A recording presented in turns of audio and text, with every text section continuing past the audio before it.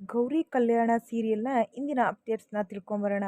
ಸಂಚಿಕೆ ಆರಂಭದಲ್ಲಿ ಇನ್ನು ಗೌರಿ ಸ್ಟೋರ್ ರೂಮ್ ಎಲ್ಲ ಫುಲ್ಲು ಕ್ಲೀನ್ ಮಾಡಿ ತುಂಬು ಅರಮನೆ ಥರ ಮಾಡ್ಕೊಂಡಿರ್ತಾಳೆ. ಇನ್ನು ಹೋಗಿ ಊಟಕ್ಕೆ ಕರ್ಕೊಂಬರ್ತಾರೆ. ಇನ್ನು ಊಟ ಮಾಡೋ ಸಂದರ್ಭದಲ್ಲಿ ವಿವೇಕು ಗೌರಿನ ನೋಡಿ ಎದ್ದು ಹೊರಟ್ಬಿಡ್ತಾನೆ.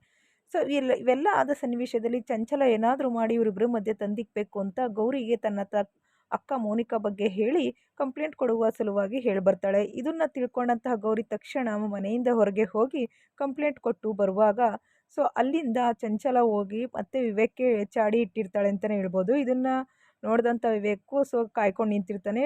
ಗೌರಿ ಬಂದ ತಕ್ಷಣ ಎಲ್ಗೋಗಿದ್ದೆ? ಇಷ್ಟೊತ್ತಾಗಿ ಏನು ಮಾಡ್ತಿದ್ದೆ ಅಂತಿದ್ದಂಗೆ ಗೌರಿ ತಲೆ ಸುತ್ತಿ ಬೀಳ್ತಾಳೆ.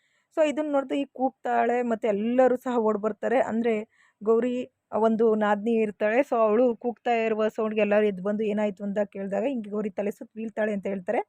ಅಜ್ಜಿ ಯಾಕಮ್ಮ ನನ್ನ ಮನೆಗೆ ಬಂದಿರೋ ಮೊದಲನೇ ದಿನನೇ ಸೊಸೆನ ಈ ರೀತಿ ಮಾಡಿದ್ದೀರಾ ಅಂತ ಹೇಳ್ಬಿಟ್ಟು ಎಲ್ಲರಿಗೂ ಬೈತಾಳೆ. ಆನಂತರ ಊಟ ಮಾಡ್ಸೋಕೆ ಹೋದಾಗ ಬೇಡ ನಿಮ್ಮ ಮೊಮ್ಮಗ ಫಸ್ಟ್ ಊಟ ಮಾಡಿಲ್ಲ, ನಾನು ಆಮೇಲೆ ಊಟ ಮಾಡ್ತೀನಿ ಅಂತ ಹೇಳ್ತಾಳೆ.